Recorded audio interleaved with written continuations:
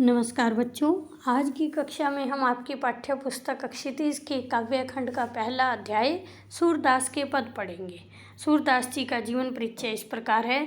सूरदास जी का जन्म 1478 ईस्वी में माना जाता है और उनकी मृत्यु 1583 में। वे महाप्रभु वल्लभाचार्य के परम शिष्य थे और सूरदास जी भक्ति काल के प्रसिद्ध कवियों में से एक हैं। उन्होंने अपने जीवन काल में सूरसागर, साहित्य लहरी और सूरसारावली आदि प्रसिद्ध ग्रंथों की रचना की और सूरसागर उनका प्रसिद्ध ग्रंथ है। आपके पाठ्यक्रम में सम्मिलित 4 पद जो हैं सूरसागर के भ्रमर गीत में से लिए गए हैं। इनमें सूरदास जी ने बताया है कि जब श्री कृष्ण ब्रज से मथुरा चले जाते हैं तो वे वापस लौटकर नहीं आते।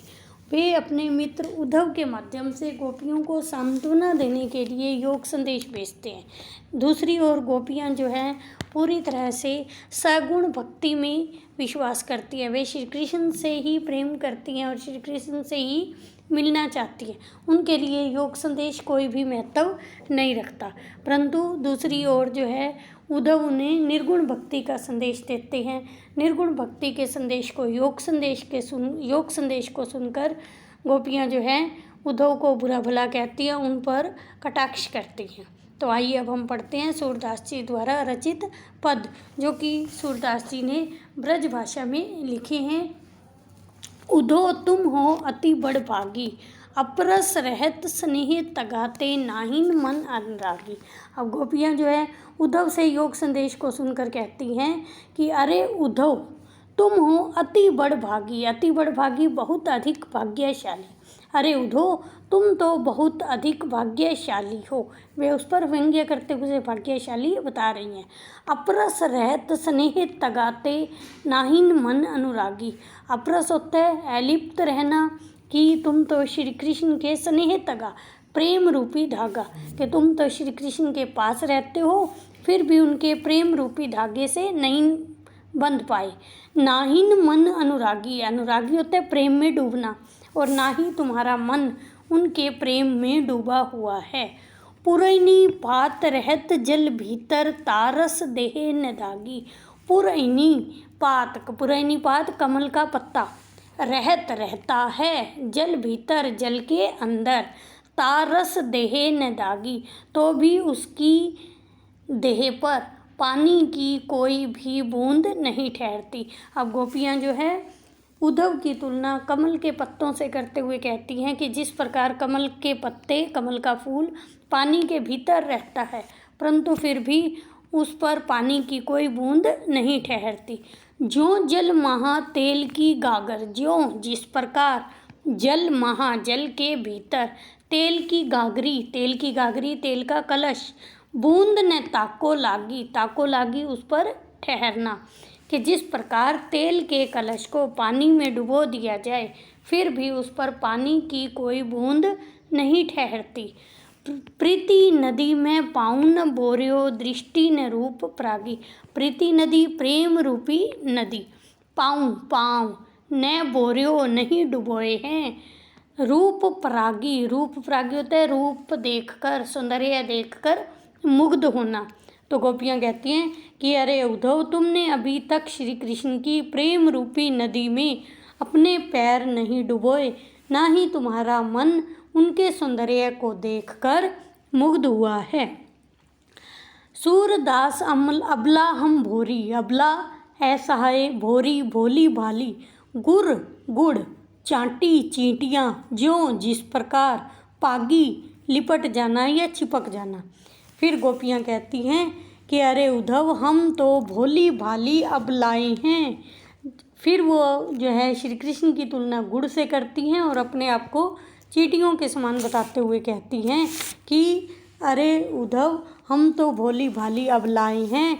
जिस प्रकार चींटियाँ गुड़ पर चिपक जाती हैं परंतु उस पर ही अपने प्राण त्याग देती हैं, उसी प्रकार हमारा श्री कृष्ण के प्रति प्रेम है। एक बार फिर से देखिए बच्चों। अरे उद्धव तुम तो बहुत भाग्यशाली हो। तुम तो श्री कृष्ण के पास रहते हुए भी उनके प्रेम रूपी धागे में नहीं बंध पाए और ना ही तुम्हारा मन उनके प्रेम में डूबा हुआ है। जिस प्रकार कमल का फूल पानी के भीतर रहता है फिर भी उस पर पानी की कोई बूंद नहीं ठहरती, और जिस प्रकार तेल के कलश को पानी में डुबो दिया जाए उस पर भी पानी की कोई बूंद नहीं ठहरती, उसी प्रकार तुमने भी श्री कृष्ण की प्रेम रूपी नदी में अपने पैर नहीं डुबोए, ना ही तुम्हारा मन उनके सौंदर्य को देखकर मुग्ध हुआ है। गोपियाँ कहती है कि हम तो भोली भाली अबलाएं हैं, जिस प्रकार चींटियाँ गुड़ पर चिपक जाती हैं और उस पर ही अपने प्राण त्याग देती हैं, उसी प्रकार श्री कृष्ण के प्रति हमारा प्रेम है। तो इसमें गोपियों ने जो है प्रीति नदी, प्रेम रूपी नदी में रूपक अलंकार का प्रयोग किया है, और इसके साथ साथ ही पुरैन पात रहत जल पीता, पुरैन पात अनुप्रास अलंकार। दूसरा पद देखिए, मन की मन ही मांझ रही, कहिए जाए कौन पे उदो नाही परत कही। मन की बात मन की मन ही मांझ रही। अब गोपियाँ कहती हैं कि श्री कृष्ण के न आने से मन की बात मन में ही रह गई है, कि हम तो सोच रही थी कि श्री कृष्ण आएंगे, उनसे हम प्रेम भरी बातें करेंगे, लेकिन श्री कृष्ण के न आने से हमारे मन की बात हमारे मन में ही रह गई है। कहिए जाई कौन पे उदो, कौन पे किस से, अब हम किस से जाकर अपने मन की बात कहें, ना ही परत कही, क्योंकि मन की बात हर एक से कही भी नहीं जाती। अवधि आधार आसावन की, अवधि समय सीमा, आधार आसरा या सहारा, आवन की आने की, हमने तो श्री कृष्ण के आने की उम्मीद, आस होता है उम्मीद, कि हमने तो श्री कृष्ण के आने की उम्मीद को ही सहारा मानकर, आधार मानकर, तन मन बिथा सही, बिथा पीड़ा व्यथा, तन मन की, कि हमने तो श्री कृष्ण के आने की उम्मीद को ही सहारा मानकर अपने तन मन की विरह पीड़ा को सहन किया था। अब इन जोग संदेशन सुनी सुन सुनकर जोग संदेशनी, योग संदेश को, अब तुम्हारे द्वारा लाए गए इस योग संदेश को सुन सुनकर, बिरहनी हम बिरहनियाँ, विरह दही विरह की पीड़ा में, विरह की आग में, कि अब इस योग संदेश को सुन सुनकर हम बिरहनियाँ विरह की आग में जल रही हैं। चाहती हुती गुहार जितैते उतते धार बही, चाहती चाहत उम्मीद थी, गुहार लगाने की, रक्षा के लिए पुकारने की, जितैते जहाँ से, उतते वहाँ से, धार बही धारा बह रही है, कि जहाँ से हमें रक्षा के लिए पुकार लगाने की उम्मीद थी वहाँ से तो अब योग संदेश की धारा बह रही है। सूरदास अब धीर धरई क्यों, अब धीर धरई क्यों, किस प्रकार धीरज धारण करें। मर्यादा न लही, मर्यादा मर्यादा, न लही नहीं रही है, कि अब हम किस प्रकार धीरज धारण करें, क्योंकि हमारे प्रेम की मर्यादा नहीं रही है। अर्थात श्री कृष्ण के न आने से श्री कृष्ण का हमारे प्रति प्रेम समाप्त हो गया है। एक बार फिर से देखिए, मन की मन ही मांझ रही, कि श्री कृष्ण के न आने से हमारे मन की बातें हमारे मन में ही रह गई हैं। अब हम मन की बात किससे जाकर कहें, क्योंकि मन की बात हर एक से कही भी नहीं जाती। हमने तो श्री कृष्ण के आने की उम्मीद को सहारा मानकर तन मन की विरह पीड़ा को सहन किया था, परंतु तुम्हारे द्वारा लाए गए इस योग संदेश को सुन सुनकर हम बिरहनियाँ विरह की आग में जल रही हैं। हमें जहाँ से रक्षा के लिए पुकार लगाने की उम्मीद थी वहाँ से तो अब योग संदेश की धारा बह रही है। गोपियाँ फिर कहती हैं कि हम किस प्रकार धीरज धारण करें, क्योंकि हमारे प्रेम की मर्यादा नहीं रही। अर्थात श्री कृष्ण के न आने से हमारे प्रेम की मर्यादा समाप्त हो गई है। अब जो है इसमें प्रश्न अलंकार का और अनुप्रास अलंकार का साथ साथ सुनी शब्दों में पुनरुक्ति प्रकाश का अलंकार प्रयोग किया गया है। आइए अब हम तीसरे पद की ओर चलते हैं। हमारे हरी हारिल की लकड़ी। अब जो है गोपियों ने इसमें श्री कृष्ण को हरि श्री कृष्ण, हारिल एक पक्षी का नाम, लकड़ी लकड़ी। अब गोपियों ने जो है श्री कृष्ण को हारिल पक्षी के समान बताया है कि जिस प्रकार हारिल पक्षी जो है अपने, हारिल एक ऐसा पक्षी है जो अपने पंजों में हमेशा एक विशेष प्रकार की लकड़ी दबा कर रखता है। तो गोपियाँ क्या कहती हैं, खुद को तो हारिल पक्षी के समान बताती हैं और जो है श्री कृष्ण को उनके पंजों में जो है दबाई हुई लकड़ी है उसके समान बताते हुए कहती हैं कि हमारे लिए तो श्री कृष्ण हारिल की लकड़ी के समान हैं। जिस प्रकार हारिल पक्षी अपने पंजों में सदैव एक प्रकार की लकड़ी दबा कर रखता है, उसी प्रकार श्री कृष्ण के प्रति हमारा प्रेम है। मन क्रम वचन नंद नंदन, मन मन से, वचन वचनों से, क्रम कर्म से, नंद नंदन बाबा नंद का पुत्र, उर हृदय में यह दृढ़ करी पकड़ी, दृढ़ निश्चय करना कि हमने तो मन से, कर्म से, वाणी से बाबा नंद के पुत्र श्री कृष्ण को अपने हृदय में बसा रखा है और यह हमारा दृढ़ निश्चय है। जागत सोवत स्वपन दिवस निसी, जागत जागते हुए, सोवत सोते हुए, स्वपन सपनों में, दिवस निसी दिन और रात को, कान्हा कान्हा कान्हा कान्हा जकरी रटते रहना कि हम तो जागते हुए, सोते हुए, सपनों में, दिन को रात को कान्हा कान्हा रटती रहती हैं। सुनत जोग लागत है जैसो, सुनत सुनकर, जोग योग संदेश, लागत है ऐसो ऐसा लगता है, ज्यों जिस प्रकार, करई ककरी कड़वी ककड़ी। तुम्हारे द्वारा लाया गया योग संदेश सुनकर तो हमें ऐसे लगता है जैसे हमने कोई कड़वी ककड़ी खा ली हो।